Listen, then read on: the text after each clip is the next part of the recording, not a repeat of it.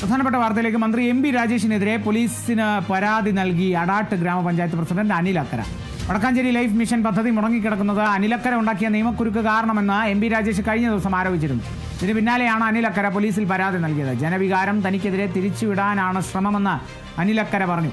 തനിക്കെതിരെ CPIM-ന്റെ ആസൂത്രിതമായ ഗൂഢാലോചന നടത്തുന്നു. ഏത് കേസിന്റെ അടിസ്ഥാനത്തിലാണ് നിയമക്കുരുക്കെന്നും ഇക്കാര്യത്തിൽ സംവാദത്തിന് തയ്യാറാണെന്നും അനിലക്കര പറഞ്ഞു.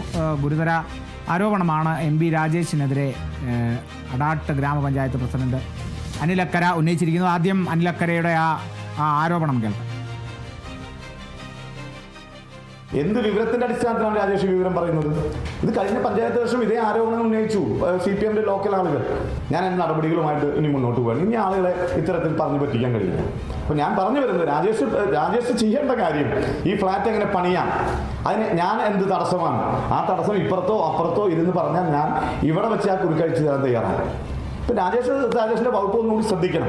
അപ്പോൾ സാമ്പത്തികമായി ചില നഷ്ടങ്ങൾ വരാൻ പോകുന്നു, തനിക്കിനി 90 ദിവസം മാത്രമാണ് ബാക്കിയുള്ളത് എന്നുള്ള വലിയ വേട്ട അദ്ദേഹം നടത്തിക്കൊണ്ടിരിക്കുകയാണ്. അപ്പോൾ അത് അദ്ദേഹം സ്വയം നടത്തിയാൽ മതി.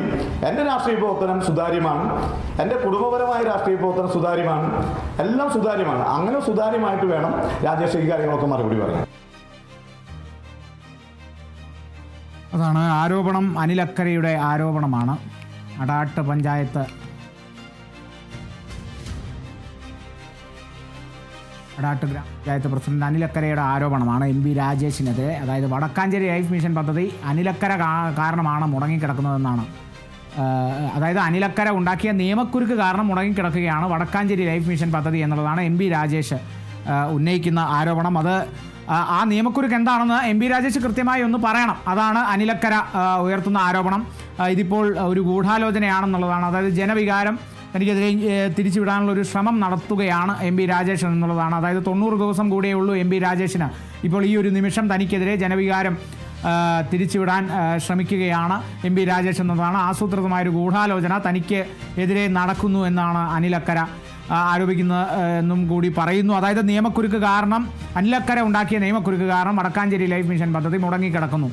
അങ്ങനെയെങ്കിൽ ആ നിയമക്കുരുക്ക് ഏതാണ് എന്നൊന്ന് വ്യക്തമാക്കണം എന്നാണ് അനിലക്കര എം പി രാജേഷിനോട് ചോദിക്കുന്നത്. അതിനായി ഒരു സംവാദത്തിന് തയ്യാറാണെന്നും അനിലക്കര വ്യക്തമാക്കുന്നു.